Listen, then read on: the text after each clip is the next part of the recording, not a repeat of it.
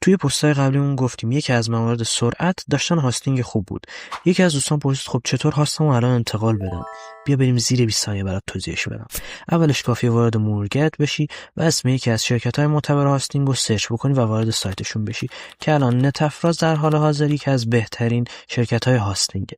وارد سایتشون میشید و بعد از اون وارد قسمت پنل کاربری میشید. بعد از اون کافیه ثبت نام بکنید و بعدش وارد یه همچین محیطی میشید. از اینجا میرید قسمت سرویس ها و سفارش سرویس جدید رو روش کلیک میکنید. از اونجا میرید سرویس مختص به خودتون و مناسب خودتون رو خریداری میکنید. بعد از اون ارسال تیکت پشتیبانی رو میزنید و مورد انتقال هاست به نتافراز رو کلیک میکنید. پایین تر میرید و ارسال تیکت رو میزنید.